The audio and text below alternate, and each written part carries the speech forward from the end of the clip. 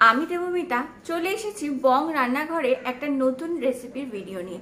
আমার রেসিপি যদি তোমাদের ভালো লাগে তো প্লিজ লাইক করো, সকলের সাথে শেয়ার করো, আর আমার চ্যানেল সাবস্ক্রাইব করে আমার পাশে থেকো। তাহলে চলো আজকের ভিডিওটা স্টার্ট করি। যত দিন যাচ্ছে গরম কিন্তু তত বেড়েই চলেছে, কিন্তু আমরা অনেকেই আছি যাদের কিন্তু চা ছাড়া একদমই চলে না, আবার গরমে কিন্তু ওই গরম গরম চাটাও খেতে ভালো লাগে না। আজকে সেই সব কথা মাথায় রেখেই নিয়ে এসেছি সামার স্পেশাল আমার সেকেন্ড রেসিপি লেমন আইস টি। চলো স্টার্ট করি। প্রথমেই আমি চায়ের লিকারটা তৈরি করবো, এই জন্য গ্যাসে একটু জল বসিয়ে দিলাম।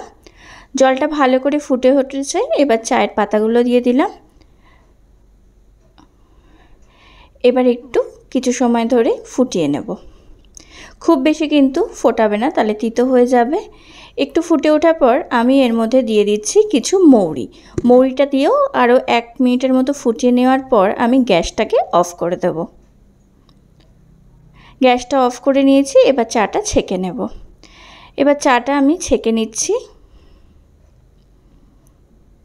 এবার চাটাকে একটু ঠান্ডা করে নেব।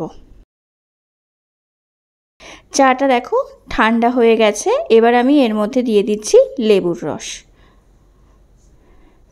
লেবুর রস দিয়ে দেওয়ার পর দিয়ে দিচ্ছি আমি মধু। তোমরা চাইলে কিন্তু এখানে চিনিও ইউজ করতে পারো। আমি একটু হেলদি বানানোর জন্যই কিন্তু মধুটা ইউজ করলাম। ভালো করে নাড়িয়ে নিলাম।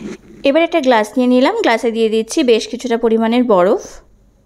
যেহেতু আইসটি একটু বরফের পরিমাণটা বেশিই দিতে হবে। এবার দিয়ে দিচ্ছি একটু পুদিনা পাতা, দিয়ে দিচ্ছি কতগুলো লেবুর স্লাইস। এবার দিয়ে দেব চায়ের লিকারটা। এই গরমে আর গরম গরম চা না খেয়ে এই গরমে অবশ্যই ট্রাই করো আমার এই লেমন আইস টি রেসিপি।